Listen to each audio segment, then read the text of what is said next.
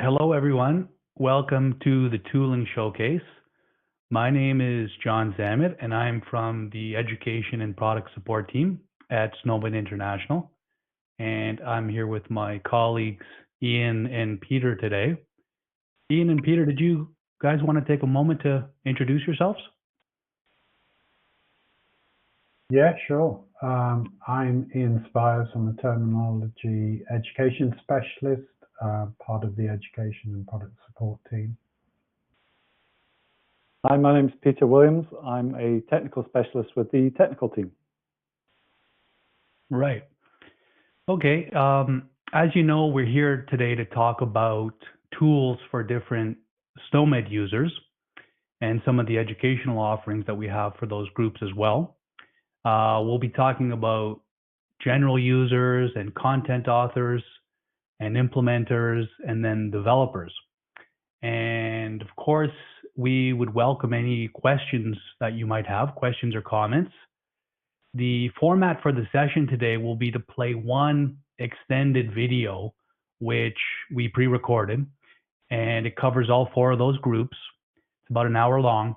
So if you do have any questions, we might try to answer some of those questions as they come up by responding on our keyboards. And then at the end of the session, we'll have some time for further discussion. We'll come back with our cameras and mics and we can chat some more if there's more questions. Okay, so I think that covers it, and we can now start the video. Hello everyone, and welcome to this tutorial, which has been designed to showcase some of the tooling offerings of SNOMED International. My name is Jon Zammit, and I'm from the Education and Product Support team at SNOMED International. Ian Spiers, Peter Williams, and I will be presenting this tutorial. In this tutorial, we will present a collection of tools that have been developed at SNOMED International. But we also recognize that when it comes to SNOMED CT, there are different groups of users, each with their own interests and goals. And so the tools we will be looking at today fall into the categories you see here on the slide, with a little bit of overlap, which I will explain in a few moments. We have tools for general users, which I will present, and then tools of interest to SNOMED CT content authors, which Ian will demonstrate. I will then come back to present tools for SNOMED CT implementers. Last but not least, Peter will come on to talk about some tools that are relevant to SNOMED CT developers.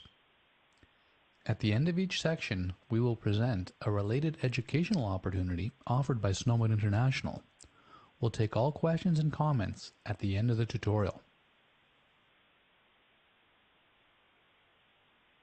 Now these are the tools I will demonstrate which appeal to general users of SNOMED CT.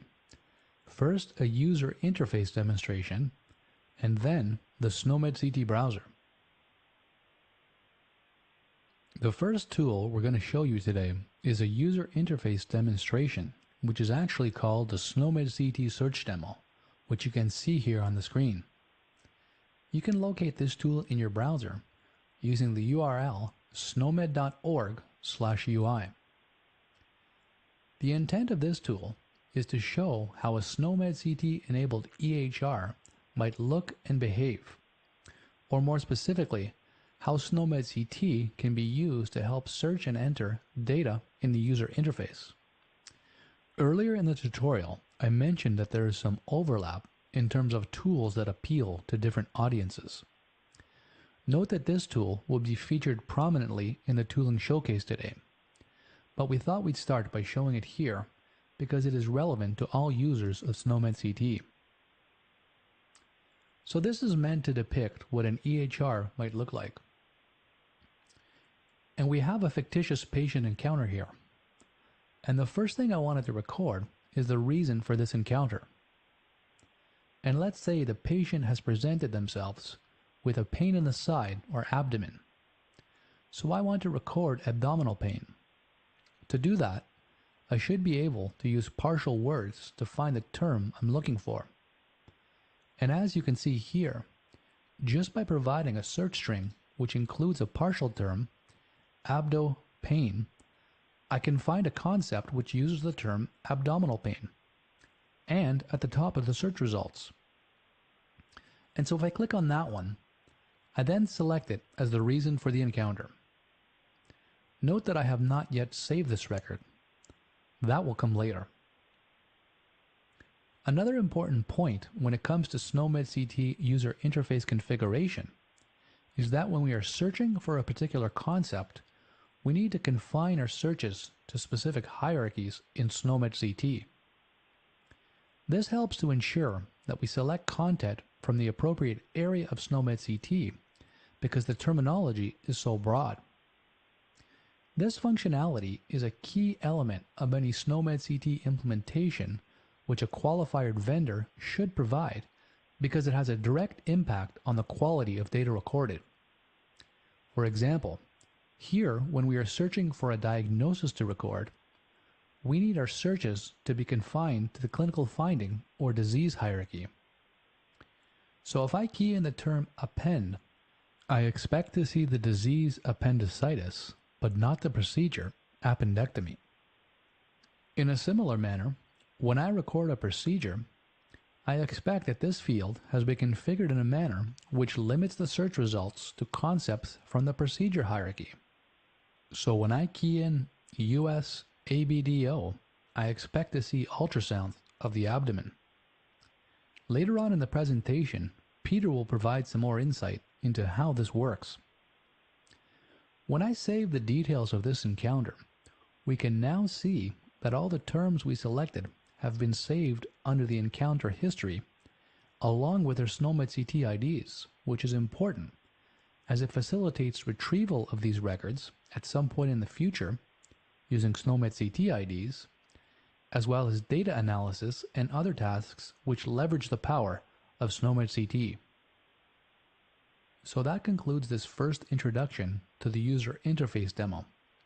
And as I mentioned, we'll be coming back to this tool later in this tutorial. Next, we will look at the SNOMED International browser, which can be located at browser.ihtstotools.org. This SNOMED CT browser provides users with a tremendous opportunity to learn about SNOMED CT and explore its content. But please note that the browser is a very comprehensive product with many features and capabilities. This demonstration has been designed to introduce you to the browser, but we do have more comprehensive demonstrations available. For example, a series of videos on YouTube titled Exploring SNOMED CT. So with that in mind, let's show you just a few of the key features. When we first arrive at the browser landing page, we must select an edition of SNOMED CT we intend to browse. For example, the International Edition, or one of several national editions, which may include translations or content which is specific to that particular region. For the purposes of this demonstration, I am going to select the International Edition. Note that it is also possible to view the browser controls or labels in several different languages, including the ones you see here. Note that this does not affect the actual content you see in the browser. Whether or not content is available in a given language depends on what translations have been done in various editions. So for example, the Canadian edition contains content in English, as well as some content that has been translated to French. Now on to the actual browsing. The first thing to know is that in general, you search for content using the left side of the browser and explore the details of that content on the right side of the browser. You can locate content in SNOMED CT using the Taxonomy tab or the Search tab. And since the Search tab will be the practical starting point for many users, let's start with that. To initiate a search, we must key in 3 or more characters into the search field. So for example, a term such as append will generate search results such as appendix, appendicitis, and appendectomy, among others. Note that the search results have been sorted such that the shortest ones appear at the top of the list. This has been proven to be an effective way of sorting the results because it ensures that the search results which most closely match the provided string appear at the top of the list. Also note that the search results we see here are not confined to any particular hierarchy. So unlike the UI demo, in which the fields have constraints, we can see results here from multiple hierarchies, including body structure, disease, and procedure. And we can tell that by looking at the semantic tag in this column, which includes the fully specified name associated with each term that has been retrieved. Note that we can apply a level of filtering, which is very similar to a hierarchical search, by clicking on Filter Result on semantic tag. So for example, by clicking on Procedure, we now see all the results which come from the procedure hierarchy, as that hierarchy uses the semantic tag procedure. Another thing to be aware of is that the order of the search terms you enter does not matter. So for example, a search for PNEU VIR will return results such as viral pneumonia. In terms of filtering, there is one more thing I would like you to be aware of.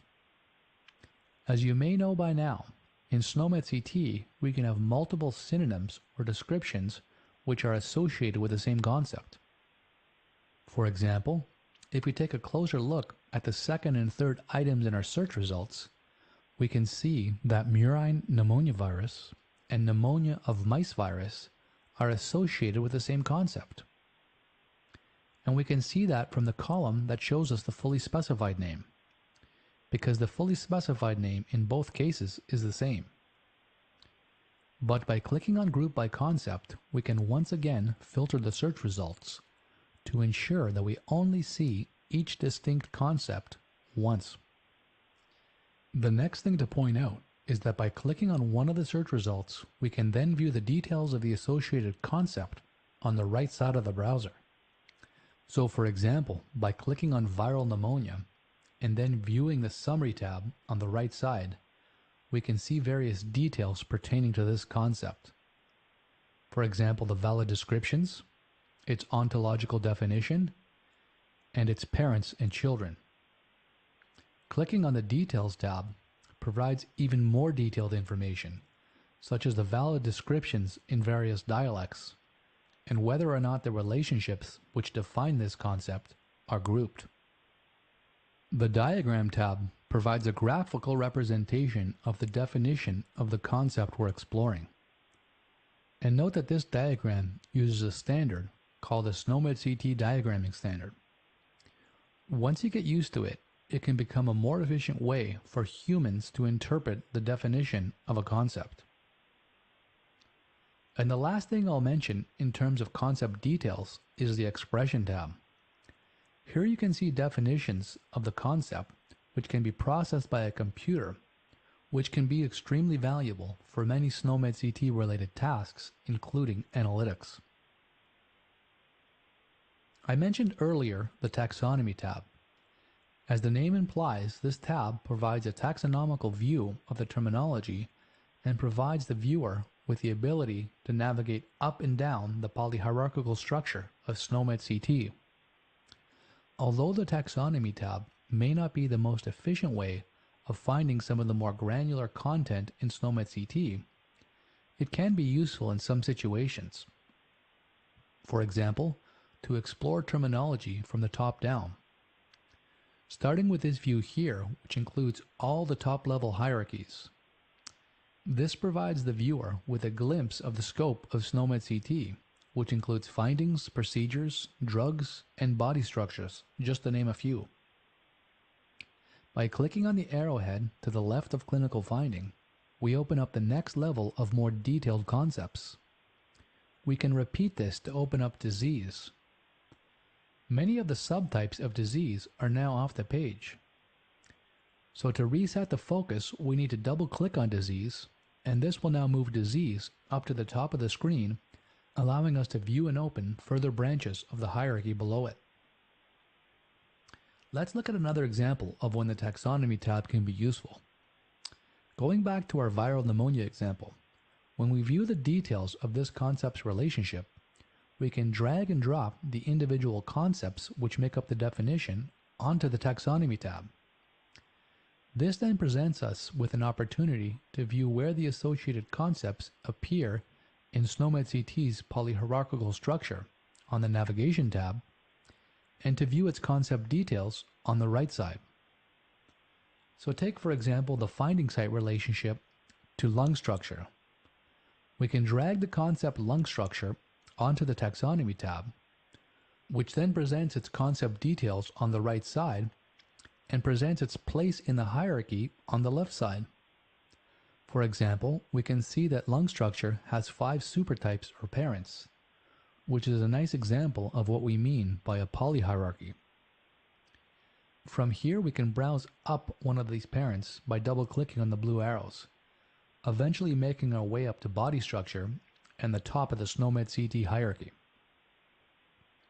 Another useful feature of the browser I'll mention here are the history buttons, which look like little clocks and appear on various screens throughout the browser. The history button provides a convenient way to revisit previous searches. For example, here, when I use the search tab to search against the partial term, append. Note that SNOMED International has made the browser front end available as an open source repository, which is available on GitHub. So in theory, one could set up their own instance of a SNOMED CT browser, with or without content that is unique to their region or clinical specialty. Note that this would require several other architectural components to make it work, and the details of this configuration are outside the scope of this tutorial. So that concludes this brief introduction to the SNOMED CT browser. Now that we have shown you some of the tools that may be of interest to general users, we wanted to make you aware of educational opportunities to further your knowledge in this area. SNOMED International hosts an e-learning platform where we offer several formal courses, both tutored and self-guided, as well as learning pathways which have been designed for you to explore based on your specific interest and at your own pace. People who are new to SNOMED CT, or those with a general interest, might be interested in taking the Foundation course, which is one of our formal offerings.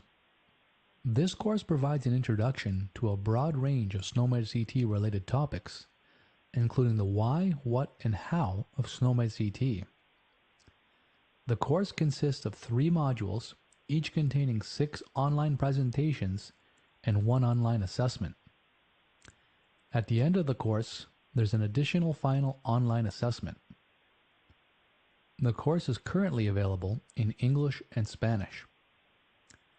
Additional details include: the course requires a minimum of 11 hours to complete. It is self-paced but must be completed within 4 months. It's a fully automated course, so you can register and start anytime. It's a prerequisite for the more advanced courses, which we'll talk about in a few moments. And in terms of cost, it's free for members and $400 for non-members. For more details on this course, please visit snomed.org/courses and then click on the Foundation course. Here you will find a link to a course guide. I will now hand it over to Ian to talk about tools for content authors. Welcome to the tutorial on SNOMED International's authoring tool and the MRCM maintenance tool. My name is Ian Spiers from SNOMED International, and I am a terminology education specialist. First, I'd like to give you a brief overview of the authoring tool, and then I will demonstrate how the tool works in our training environment. The authoring platform is a web application for authoring SNOMED CT that can be used from anywhere. It is used by our internal content team to author the international edition of SNOMED CT, and by a number of member countries' national release centres for their extensions. This is provided to NRCs through a managed service. There is also a training version used for the authoring course and certification. The content is based on the latest SNOMED CT version and is upgraded twice a year based on the January and July releases. So today we will be using the training environment to understand the main features of the authoring platform and cover the following topics: tasks, searches, concept details, creating a new concept, classification, review, and concept inactivation.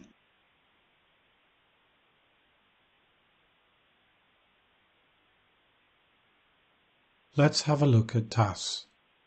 The My Tasks dashboard is what you see when you first log in to the authoring platform. Here we can see the dashboard showing my list of current tasks. Task-based authoring is used to support collaborative authoring. This enables users to work on different tasks at the same time. Only the author and the reviewers can see the changes or updates to content in the task. Once the content in the task has been successfully reviewed and approved, the content of the task can be then promoted to the project level where other authors can see and use the new content. For release, the projects can then be promoted to the main level, which is done when all the projects are completed to allow a new version to be set for release. From the dashboard, you can go into an existing task or create a new task. Here, I will create a new task by clicking on the New Task button on the left. The Create New Task dialog box appears where we can define our task. First, we must provide a title. I will simply name my task Demonstration Task. The next thing to select is the appropriate project level from the drop-down menu. Now I will create and open task. When inside a task, you can search for SNOMED CT concepts. The search function is available when you click on the magnifying glass icon, which is part of the widget bar. There are three ways to search: using terms both fully specified and synonyms, a SNOMED CT ID, or using the expression constraint language. In most cases, you search using terms or partial terms. To initiate a term search, we key in 3 or more characters in the search field here. For example, PNEU will return results such as pneumonia. Defined concepts appear in orange circles with 3 bars, while primitive concepts appear in an empty orange circle. I have added another partial term, VIR, and we can see the search results have been updated to include viral pneumonia. A concept can be opened for editing simply by clicking on the fully specified name. The inferred view of the concept appears in a diagram in the center panel, while the stated view of the concept appears in the concept editing panel on the right-hand side. Clicking on the View in Taxonomy button allows you to view where a concept fits into SNOMED CT's polyhierarchical structure. Notice viral pneumonia has 2 parent concepts and many child concepts. The concept editing pane on the right-hand side is in the stated view, which is the view an author works in. The first thing to note about a concept in the editing pane is that the description appears at the top while relationships appear underneath. In terms of descriptions, note that each description is assigned a case sensitivity, a term, a description type, and a language preference. In this example, relationships can be seen within a single axiom. This is because all defining relationships are part of the OWL axiom. The status of the axiom is defined. Relationships can be easily spotted as each relationship includes an attribute concept which is displayed in a yellow box and the attribute value displayed immediately to the right of the attribute. For example, viral pneumonia has a causative agent of virus. Primitive concepts have their descriptions displayed in blue boxes, while defined concepts have their descriptions displayed in purple boxes. Relationship groups are indicated by a dotted line border in the axiom. I am now going to create a new concept in the concept editing pane that I know is not in SNOMED CT, congenital deformity of hand disorder. To start, I select Create New Concept in the top left-hand corner and an empty template will open. The first thing we want to give our concept is a fully specified name. So I type the description of the new concept I want to create, so congenital deformity of hand disorder in the top blue row. Notice that the second blue row was auto-populated with the fully specified name's description minus the semantic tag for the preferred synonym. I could change this if needed, but often you'll want a synonym that matches the fully specified name. I need to verify the case significant status. Entire term case insensitive is the default which is most appropriate for our concept. Next, I need to add a parent. You will see at least one ISO relationship is already added for me because it's required in order for a concept to be placed into the hierarchy. Because we use proximal primitive modeling, our parent is disease disorder. Now I want to add attributes and values to define the concept. I click on the +1 add group sign, as all my relationships should sit in one relationship group to align with the editorial guide rules for my attributes. Now I add the appropriate relationships for this concept. Notice while I add the attributes and values, the platform offers me a choice of concepts from a drop-down list. The tool uses the machine-readable concept model, the MRCM, to allow me to choose the allowed attributes for the given hierarchy, in this case disease, and the allowed attribute values for each attribute. We will discuss the MRCM more later in this presentation. Next, I'm going to make my concept sufficiently defined. I click on the orange circle to change from primitive to sufficiently defined status. So finally, I am happy with my concept and save my work. Now, I'm ready to run the classifier, and you get a notification that the classification is running. Classification allows a description logic reasoner to place the concepts in the correct part of the SNOMED CT structure based on the logical definition it has been given. This is far more powerful and accurate than trying to manually assign the concept placement. I then need to check the classification results once the concept has classified for such errors like equivalency errors when two defined concepts are equivalent. I am now going to accept classification results, as I'm happy with the classification results, and go back to the editing screen. Here you can see the diagrammatic view is updated with the inferred view for the concept. Clicking on the taxonomy button shows that my new concept has 3 expected parents. It also has many child concepts which would need to be checked, but at first glance subtypes for the new concept of congenital deformity of left hand and congenital deformity of right hand look correct. If I'm happy with the concept, I could also then put the concept into review for another author to approve. They could use this review screen, which allows them to add comments and approve the concept. The task could then be promoted to the project. The same process can be applied for modifying existing SNOMED CT content. Changes would be made to an existing concept. The concept would be saved, classified, and reviewed. Now I will demonstrate how to inactivate a concept using the SNOMED International authoring platform. I'm going to inactivate the concept right thigh ultrasound procedure. This concept has been created as a duplicate of an existing concept for training purposes. I will bring the required concept up in the editing pane. I can begin the concept inactivation process by clicking on the circular button with the power symbol, which is currently green because the concept is active. When I click on the concept's green power symbol button, this then brings up the screen to select the reason for inactivation.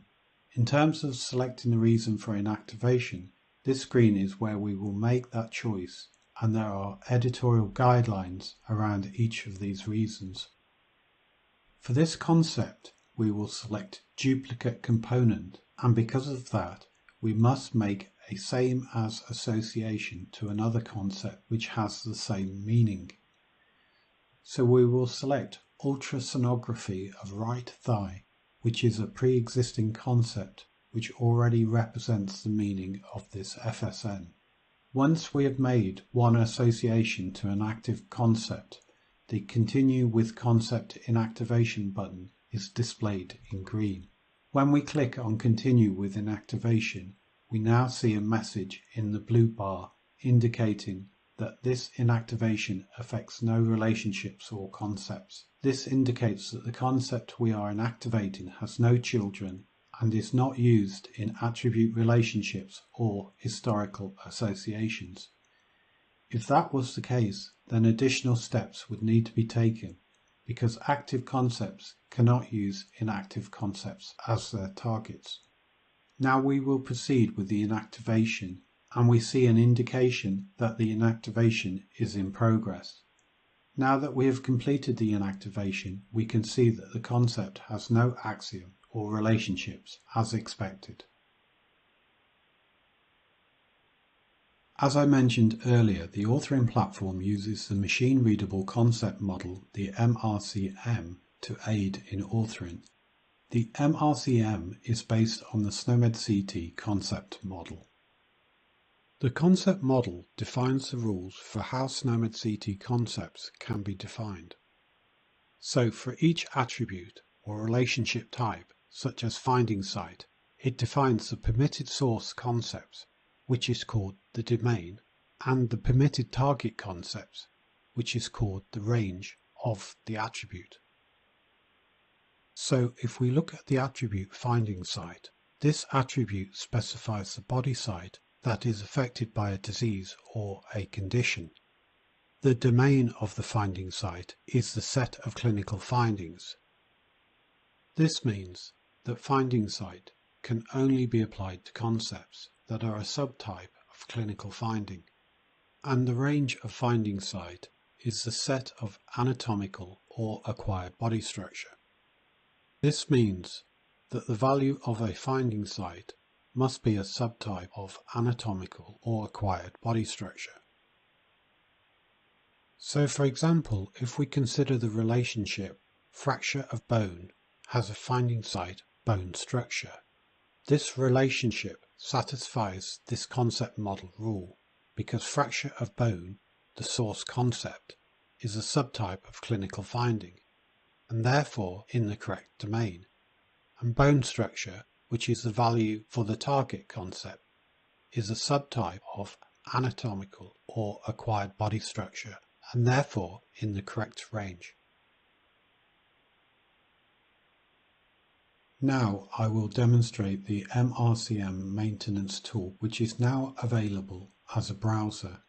So if we go to SNOMED International SNOMED CT browser site and click on the MRCM browser, you can see three columns which we have already talked about: the domain, attribute, and range.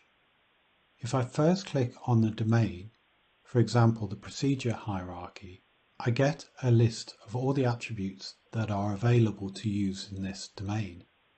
If I click on one of these attributes, for example method, you can then see on the right hand side more information about the attribute value range that can be used for this attribute. You can also see further information, for example in-group and attribute cardinality. This tool allows you to view the information that you would find in the MRCM reference sets. If you are interested in learning more about authoring SNOMED CT content, we run an Authoring Level 1 course and certification. The course is 90 minutes of online presentations, assignments, assessments, and tutor-led webinars over a 5-month period. Intakes start in March and September each year, and participants in member countries get 50% discount. 118 people have already participated in the course over the last 2 years. You can also become certified as a Level 1 author on passing a separate certification exam. 36 people are currently certified. For the future, a more advanced Level 2 course and certificate is being created to continue on from the success of Level 1. For more details, go to snomed.org/courses. We will now demonstrate some tools which may be of interest to implementers of SNOMED CT. Those implementing SNOMED CT need to be aware of its features and capabilities. This helps to ensure that an organization implementing a SNOMED CT-enabled system can achieve its goals and meet its requirements. SNOMED CT has many useful features, 2 of which are expression constraints and reference sets. So first, we'll talk about the expression constraint language and then execute some ECL queries. And once again, we'll be using the SNOMED International browser to run those queries. And then we'll explore the topic of reference sets and have a look at the refset management tool, which is a separate product. Some background information for those who have never heard of expression constraints or ECL. An expression constraint is a computable rule that can be used to define a bounded set of clinical meanings. You can think of an expression constraint as a machine-readable query, and we can use the expression constraint language to define rules in those queries, which in turn a computer can process to generate sets of concepts as the output. The expression constraint language is one of several computable languages published by SNOMED International. So let's look at some example queries to illustrate how ECL queries work. Starting with the first example, which is a very simple expression constraint. We can interpret this one as the descendants of disorder of lung, or put another way, this is the set of lung disorders. Note that the less than symbol indicates descendants of, which does not include the concept disorder of lung. So the less than sign is an operator in this expression, while disorder of lung is the focus concept. Now let's say, for example, we wanted to make this expression more specific by applying an additional constraint. We can add a refinement such that now we are dealing with the descendants of disorder of lung with an associated morphology that's equal to the descendants or self of edema. In other words, this is the set of lung disorders which have an associated morphology of edema or any descendant of edema. Everything to the right of the colon is considered the refinement, and the double less than sign indicates descendant or self of. Clearly the second set will be a smaller subset of the first set because we are looking for concepts which have a more specific meaning.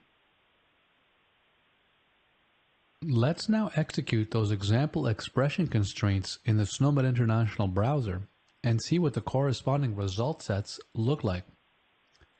And for this part of the demonstration, we'll be executing those queries against the latest version of the International edition. So I'll select that edition when launching the browser. And then we're going to click on the Expression Constraint Queries tab. Now I have the second expression constraint, which includes the refinement, copied to my clipboard. So I'll go ahead and paste that into the field labeled Enter an Expression. And then I'll click on Execute. Down here in the results, we can see that we have 31 concepts in the expansion of this query. And when I click on one of these concepts, oxygen-induced pulmonary edema, we can have a look at the definition of this concept. First of all, we can see here that it's a subtype of pulmonary edema, which is a subtype of disorder of lung. So that satisfies the first part of the query, namely the focus concept. Furthermore, if we switch to the Concept Diagram tab, we can now see that this concept has an associated morphology of edema. So that satisfies the second part of the query, or the refinement. And so from that you can see why this concept is part of the set for which we have defined some constraints. To run the first query, I'll just delete the refinement and then re-execute. And we can see here in the results that we now have 1133 concepts that are descendants of disorder of lung. So we have 1133 concepts in the expansion of the more general query, and 31 in the expansion of the more specific query, which includes the refinement. And so these numbers support the notion of a superset subset, which is consistent with the Venn diagram we showed you on the previous slide. Speaking of Venn diagrams, let's assume that we are now interested in a third subset, which is comprised of the lung disorders which do not use any type of edema as the associated morphology. We could generate the expansion from the broader set, and then manually exclude from that the expansion from the more specific set. Or we can compute this using ECL, and this next example shows you just how flexible and intuitive the language can be. So I'm going to construct a new query here. Starting with the content from the broader query, I will now subtract from that, using minus and brackets to indicate nesting, the content from the more specific query. And now when I execute this query, I have 1102 concepts in my expansion. To be clear, these are concepts that do not use an associated morphology of edema or any of its subtypes in their definition. 1102 plus 31 equals 1133. We're now going to show you the reference set management tool, but before we do that, I thought we'd start with some basic information about reference sets. Reference sets are a mechanism that is specific to SNOMED CT and can be used to support a wide range of requirements when implementing SNOMED CT in a software system. For example, reference sets can be used to specify which SNOMED CT components should be included or excluded as part of a list. In other words, to define a subset.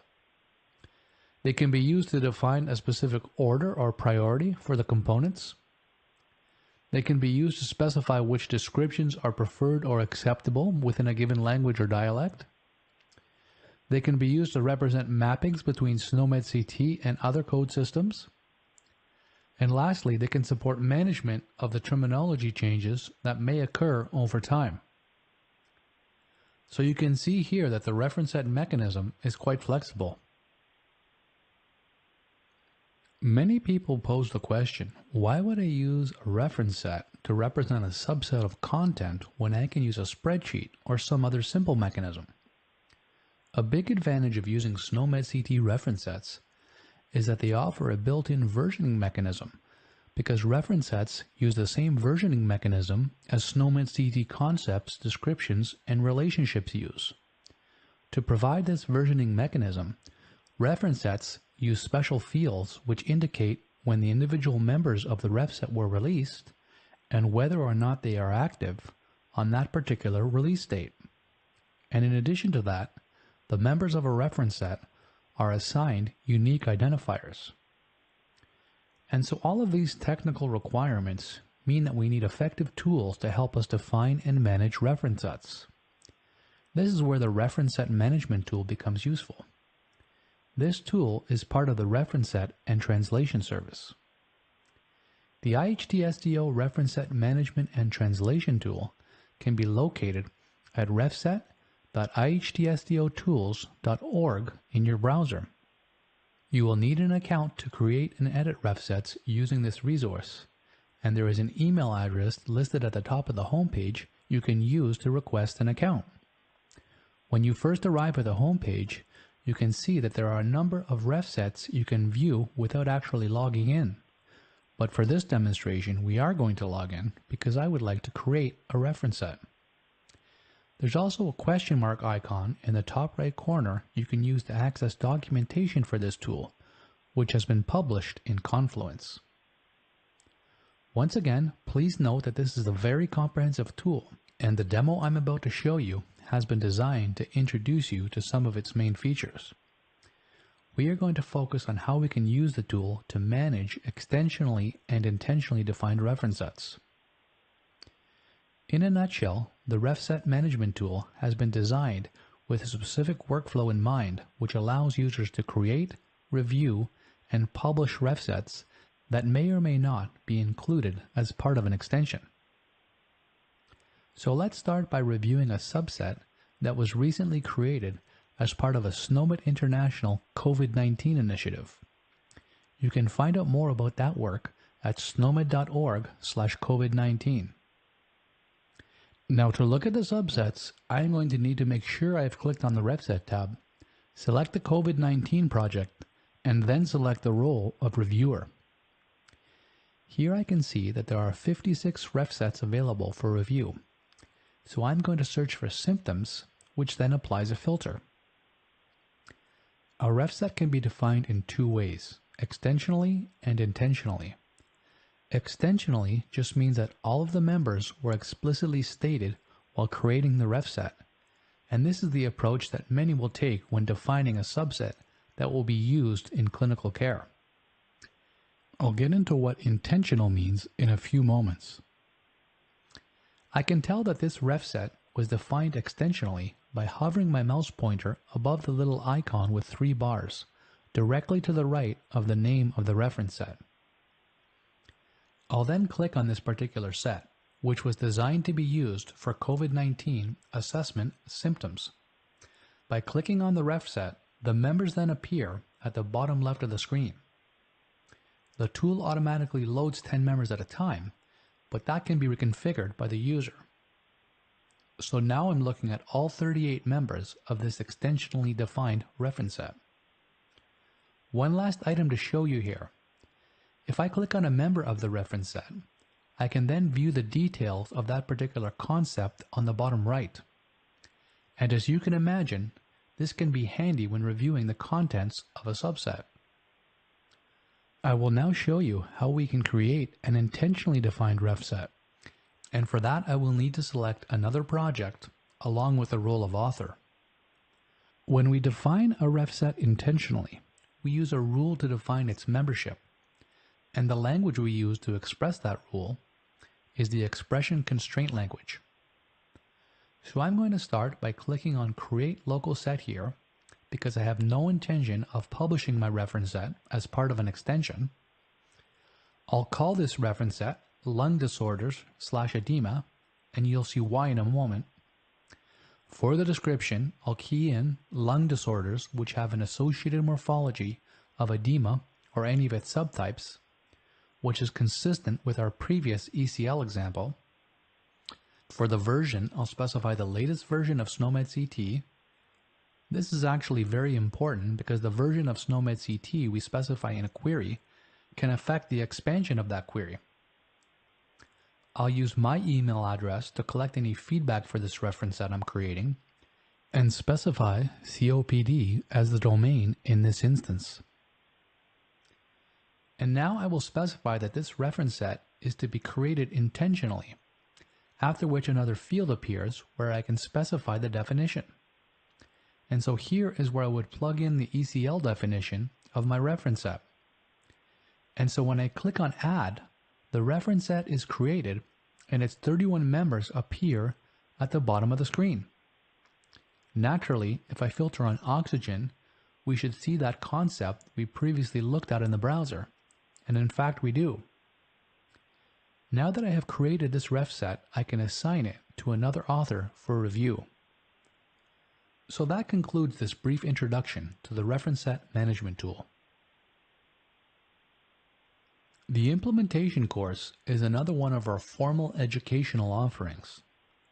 This course provides an in-depth understanding of the SNOMED CT specific knowledge and skills required to implement a SNOMED CT enabled system, including preparing for implementation, understanding and using content, constraining and querying data, customization, configuration, distribution, and maintenance.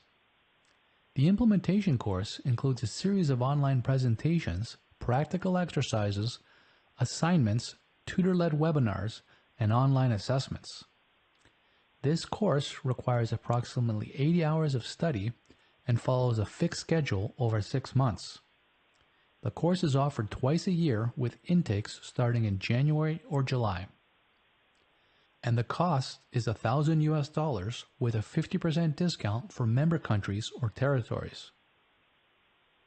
That concludes our implementation-specific demonstrations. I'll now hand things over to Peter Williams to talk about tools for developers. Hi, my name is Peter Williams and I'm a product specialist in the technical team at SNOMED International. I've been asked to give you a look at some of our tooling, particularly from a developer's perspective. So how are you, as developers, going to find, set up and use some of the projects we've made available as open source in GitHub? I've got about 12 minutes here, so we're moving super fast. The speed of sound may be a limiting factor. On the dev training days that we run for member countries, this section would take at least an hour. We'll have a look at Snowstorm, which is our in-house terminology server that's been made available on GitHub as an open source project. That's really the core of much of our software architecture at the moment. Our public browser, for example, has been switched over to use a read-only Snowstorm instance as its data store, and it will become even more core to our operations in the future. For example, when we next update the refset and translation server, that will switch over to use Snowstorm as its data store. So let's take a look at our GitHub pages. We've pinned a few favorites up here. Snowstorm we'll certainly look at, and there's also our validation service, the RVF, Health Data Analytics, that's been getting a refit recently, and the SNOMED database loader, if you wanted to import SNOMED CT into a MySQL, Postgres, or Neo4j database. We've got about 82 projects publicly visible, and if we scroll down, you'll see the reporting engine, which I do a lot of work on, template service, rules validation, machine-readable concept model, so most everything we do is in there, and should have a README file to explain what it's all about. Right, so let's drill down on Snowstorm. GitHub displays the README file by default, and you can see there's a fair amount of documentation on setup and getting started. So you'll need Java 8, Elasticsearch 7 installed before you start, and then you grab the jar file from the releases page, or you could install Maven 3, clone the repo and build it yourself if you wanted to look through the code. And then loading a release of SNOMED, you can just start it up from the command line passing in the location of a release archive, and on my machine that takes just over 20 minutes to import.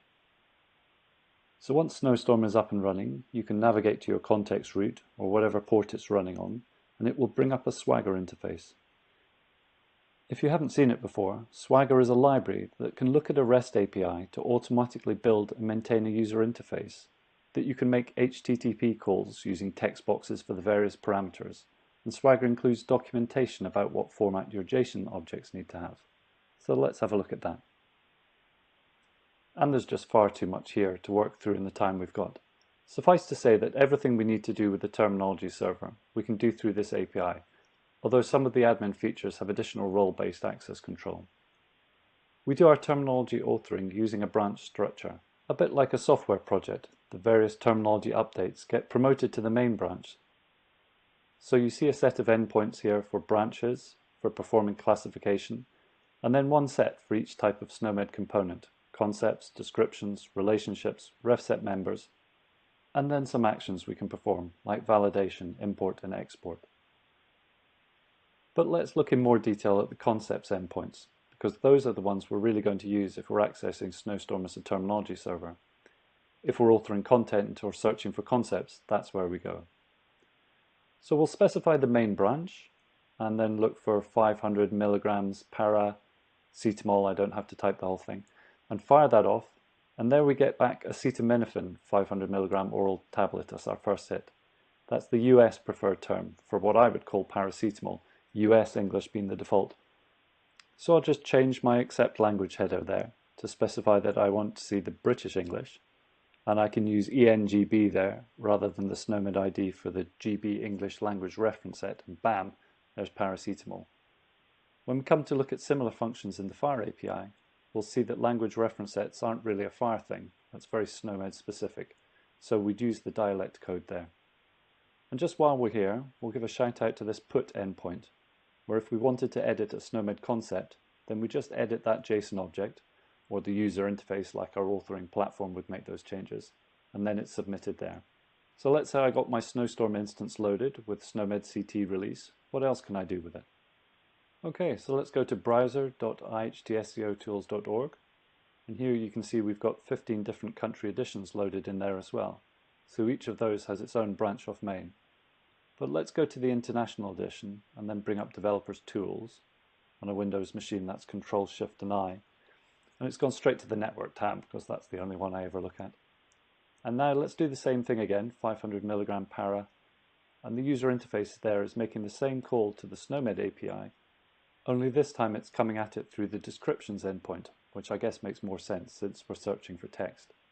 And of course our spaces have been escaped into %20 to be URL format friendly. Now we can pinch that URL and call it directly, and we get some extra information there, which the browser also uses to say that all 46 results we got back had a semantic tag of clinical drug. The semantic tag is the thing in the brackets at the end of a fully specified name. And then if we scroll down to our results, there's 500 milligram paracetamol, which I'm getting straight away rather than acetaminophen, because the API is picking up the default language headers directly from my browser, rather than from the Swagger interface. Okay, so that's an unforgivably quick look at the Snowstorm API. Where that API really scores is that it does everything you'll need if you're authoring or managing multiple extensions of SNOMED CT. But any software you write will only work against Snowstorm. That API is specific to our software. So the other API we're going to look at today is FHIR. Now FHIR is not SNOMED specific. It's supposed to be terminology agnostic, and it's an industry standard. FHIR is not a terminology, it's mostly a communication standard, although it also specifies other things like server behavior. FHIR, Fast Health Interoperability Resources, is a specification, now in version 4, from another standards organization called HL7, and they've got a lot of documentation you can look through. You'll see that the central idea in FHIR is of resources, of which there are over 100 now, but the ones we're interested in are these terminology ones, for code systems, SNOMED CT is a code system, and value sets. And what we've done with Snowstorm is implemented a number of FHIR terminology service endpoints on top of the server. And it's really just a translation layer. So the call comes in as FHIR parameters, then we get the data we need via the native Snowstorm API that we just looked at. And then we map those Snowstorm data objects to the FHIR resource structures before returning the results. We use a project called Happy to provide the library for some of the infrastructure and the FHIR objects themselves. So the FHIR API services themselves are really lightweight, mostly just validation and translation. Especially since FHIR doesn't know anything about our branching structure. So we might take the SNOMED module from the URI and ask Snowstorm what branch path we should be using by default for that. Unfortunately, the Happy libraries don't play nicely with the Swagger libraries, so we don't have an automatically generated user interface. But the API calls are documented in these markdown README files here, and there's also a link to a Postman project that you can use to generate calls. But really, most of what you do in FHIR, you can just make as GET request in the browser address bar. Right then, let's have a lightning quick look at these three main terminology resources in FHIR: code system, value set, and concept map. And each of those has a number of operations that we can run against it. Operations start with a $sign. Firstly, code system. And in our case, that means SNOMED CT, because we're not looking at ICD-10 or UCOM or LOINC. In FHIR, we say that SNOMED CT is a code system, and each release, be it 6 monthly international release or a member country extension release, is a particular instance of that code system. All of our Snowstorm instances also feature the FHIR API, so we could just take that endpoint path and add it onto the Snowstorm endpoint to see all of the instances of SNOMED. And scrolling down there, we see all of the URIs for all of the releases of SNOMED, and that 9, lots of zeros, 207008, is the module ID for the core module in the International Edition, and if we scroll further we can see module IDs for other country extensions. Right, so let's say you've got a system running somewhere, and you receive a medical record and it contains some code, and you say, is that even a valid SNOMED code?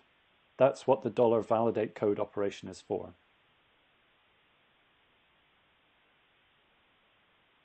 So that's a topical result.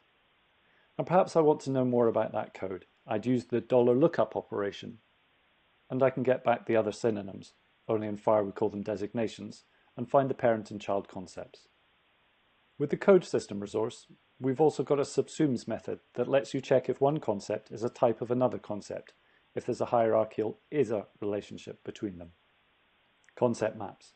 Concept map is really interesting because although FHIR doesn't admit to knowing about reference sets, being specific to SNOMED CT, it does support mapping a code from one code system to another.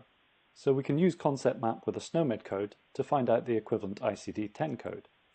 But because FHIR knows a little bit about SNOMED, the specification lets us include a special URL that states the identifier for a particular reference set. So we can then get all sorts of things out of our terminology server, inactivation indicators and historical associations, using, or perhaps misusing, the concept map resource with the $translate operation. And I'm afraid I really can't go into any more detail because I need to press on to my favorite bit, which is value sets. Now, value set is a pretty standard term for some collection or subset of codes. It can work like a pick list. In SNOMED terms, we'd express them as simple refsets, but FHIR doesn't want to know about our SNOMED specific shenanigans, so we'll go along with calling them value sets so we're all on the same page. Value set, like code system, also has a validate code operation that you can use to check if a concept belongs to a particular value set. And you can do the usual SCRUD operations on value set resources: search, create, request, update, and delete. But the only thing I want to focus on today is the expand operation, which is taking some definition of a value set and bringing back all the codes that it identifies. And the reason that FHIR's value set expansion is so exciting is that we get to use SNOMED's most powerful feature, the expression constraint language, to define our value sets, and then the expansion of that value set is the evaluation of the ECL, which means that we don't need to maintain that list manually and, every time a new version of SNOMED gets released, check if any members on the list need to be added or removed. We can just re-evaluate that ECL against the next version of SNOMED and the list will update itself. And in fact, there's a quick way of doing this called implicit value sets, where we don't have to create the whole value set object. We can just do it on one line with a browser URL. And because ECL has a members of operator, we could take all of our existing SNOMED simple reference sets and say, bam, they're now FHIR value sets, just in a single URL. So let's do that now with this example from the documentation. Say I want a value set which is defined as the descendants or self, and this is the SCT ID representing chronic disease. That's going to bring back over 2,000 concepts, so I'm just asking for 10 at a time here. There's another parameter that can be specified to filter the list down to a particular term. Now, why I mention that is that it's exactly what you need to make your medical application user interface both responsive and context sensitive, and we'll see that in our user interface demo that John showed you earlier. First point to make here is that the FHIR specification is an industry standard, so we can plug and play different servers. We're connected to our live Snowstorm server here, but if I drop down this box top right, I can select some other FHIR terminology server, in this case CSIRO's Onto server, and it's going to talk exactly the same protocol. It won't give you back exactly the same results. Onto server will use the Australian edition by default. Right, let's bring up the developer tools so we can see the calls that have been made. And we'll start typing in the procedure box that I want to perform an appendectomy. Now it's important to restrict this box in two ways. Firstly, whatever I type, I want to see only procedures. There's nothing worse than letting someone search through all 350,000 concepts in SNOMED. The list has to be context specific to what the user is doing. And we don't even want to show all of the procedures. There's 58,000 of those. So we'll wait until the user has started typing something before showing them a list. And there's the FHIR call being made. And my browser, bless it, is specifying that I want British English, which is appendicectomy. So let's copy that out to have a closer look. Now this URL has been horribly escape encoded, so I hope you've all brushed up on your hex recently. Browsers are usually pretty forgiving if you type angle brackets and slashes, but the UI demo is doing the right thing here. So we're saying this is a value set resource, and we're performing the expand operation, passing in a URL which defines an implicit value set that %3d there is an equals, a single less than for descendant of, and that's the SCT ID for procedure in green. And there's our text filter at the end for what I've typed, appen, And again, we could copy the call out and see what's coming back. Right then, that was an unforgivably quick dash through our APIs that I could comfortably have spent all day on, but I hope I gave you a flavor of what's out there, and you're welcome to dig through the documentation and try out the calls yourselves. Those of you that are interested in learning more about Snowstorm and the FHIR API might want to consider our new Terminology Services certification course. This course teaches the principles of using a SNOMED CT terminology server to search and retrieve SNOMED CT content. Some additional details? It's a self-paced course which contains approximately 12 hours of learning activities, including online presentations, videos and practical exercises, using two terminology service APIs, a native SNOMED CT API, Snowstorm, and the standard HL7 FHIR terminology service API. The certification exam at the end of the course gives you the opportunity to be recognized for the knowledge you've learned and the practical skills you've acquired. This exam will be electronically proctored and will test the competencies taught in the course. Students who pass this exam will achieve their SNOMED CT Terminology Services certification, valid for 3 years. No prior knowledge of SNOMED CT is needed. However, to effectively participate in this course, you should have an understanding of retrieving, querying, and updating data via REST APIs using JSON. It's $200 US with a 50% discount for members. And that concludes what I wanted to say today. Here are some additional information links, and I believe we have time for questions.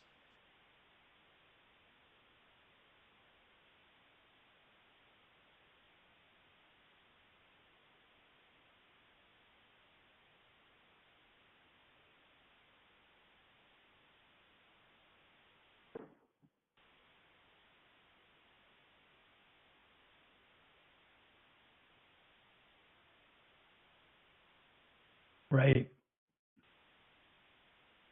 So thank you everyone for submitting your questions. We tried to answer as many as we could while the video was playing. There might be a few here that we can discuss a bit more.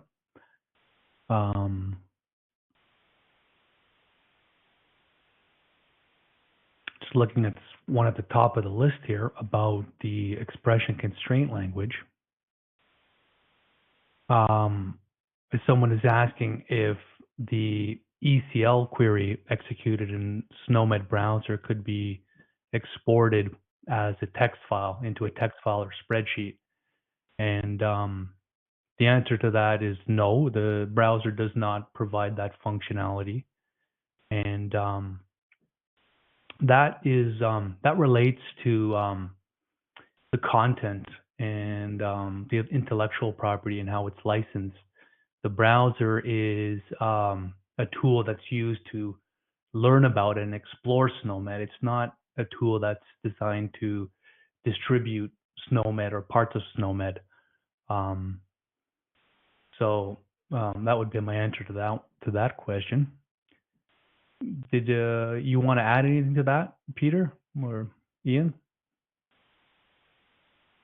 No, I think because SNOMED's a licensed product, the idea is that people can't obtain huge amounts of SNOMED through a browser without going through some sort of licensing agreement. So, but you're right that the browser isn't aimed at, it's a viewing browser rather than extracting data. But anybody within a member country can obviously download files to do with SNOMED and put them into the database. And as Peter would say, we have many tools on GitHub as well where people can then put that content in. Right. One other point to make about the expression constraint queries demo we showed you in the video. At the time the video was recorded, there's a new feature that has since been added, and that allows you to add a text filter to an expression constraint query. So, for example, in the one we showed you, where we looked at the disorder of lungs, you could add a text filter so that if you were to put in like edema, for example, the only the expansion of that expression constraint would show only the concepts which use the term edema. So that's something you'll see now if you were to look at ECL in the browser. Okay. Yeah, and Shell has pointed out it's not just member countries, it's also affiliates that have license agreements to get SNOMED, which is correct. Okay. So what else to discuss here? There were some comments about the refset tool and using that for translation.